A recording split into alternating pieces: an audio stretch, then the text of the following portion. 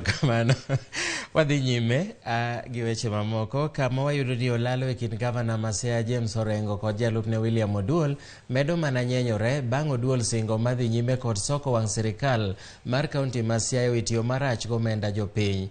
Oduol bende chano dhi donjo ne jorit mag Orengo mowacho ni ne orocho ratiro mage e kinde mane gitame donjo e romo mar jotend migepe chieng' tich ang'wen ma jumani. Chris Owino lerowa.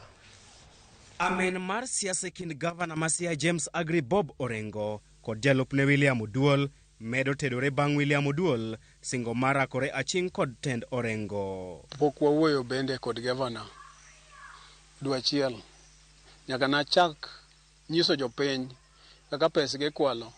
An ng'en sani koro an adwi mege ji. Ung'en Cheska na nomaya. Ung'en security mara nomaya. Sani benda wacho ni kata mana mtoka maringo kodocha mafuta ani maketo. Lakini ing'eyo ni onge ber mabiro ka ok lito betie. Omiyo an ayie ni mondo achul mafuta kata mana higni 5 mabiro gi to mondo anyis japiny haki mare. William Oduol mosebedo ka ok modhre pi kod jatende kuom thuolo mar dweche buora wacho ni oikore mar siemo wenge jodito e sirikal mar kauntino mar neno ni gichopo singo mane gimiyo jodak ma Siaya e kinde campaigns. An kano chako campaign gorengo no wacho ne wadwa ne Siaya ni nyalore. To kendo podi an gi geno ni nyalore pod nyalore. Emo mi winjo ka goko mondo nyalore kik bed kwalore. Nikech kopo nwa leng to nyalore dhi bedo kwalore. Magi timore bang' Oduol lieko ne otame mar yuoro e romo mar jotend migepe mar kaunti ma Siaya kata odokore ne ogwele e romo makamano gino ma owacho ni en kaluwore kod chung' mare motegno ne telo makare. Awuok i ofisa kadhiyo kata mana ka anistairs office mar governor to security kod yowoi magoke gi dongo dongo odino na kendo loro na e stairs kata kapok achopo i boardroom ma governor kama ne bura ma cabinet dhi mbele. Apenjo gi gimomiyo giloro na to giwacho ni governor wacho nigi ni an okik adhi e bura mar cabinet. Abende to nikech okahero ang'enge kendo okahero dhaw awuok kanyo badoki ofisa. Oduol bende seyo jorit mag Orengo mane orakore kode kinde mane otemo donjo e romo ma jotend migepe chieng' tich ang'wen e jumani, romo mane otimore e apisi mar jagoro maduong' mar kauntino Joseph Ogutu. To tamanyo gi tamanyoro no emogik.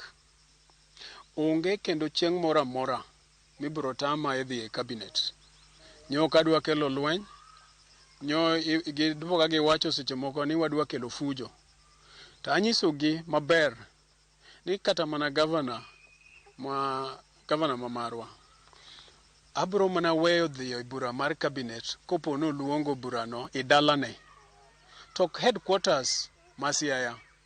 Ok headquarters mar jo Siaya moger gi pes jopiny. Kaluwore kod Oduol, midhiero mage ne ochakore bang' pedho ripot mane yango ka sirikal mar kaunti ma Siaya e bwo telo mar James Orengo osebedo katiyo marach kod omenda mag jopiny e nyim county assembly mar kauntino. An wach ma mibadhi, an Oduol denge. Abro mana leng konega. Makopo ng'ato paro gana bro leng ni pes jopiny ni chamo. Nyocha uneno wamielo banjo Siaya ka kaendi ni wabago banjo ka. To tingni monego bed ni puro mine kod rowere to nochung' Siaya nikech onge mafuta. Siaya headquarters office wa no ng'ad stima no kwaj nyal chulo bill mar stima. To wanto wamielo thum. Wabago thum KMTC Siaya ichuny Siaya. Mano telo mane? Mano telo mane no yieronwa? Emomiyo an nyaka pod abro medo gogo.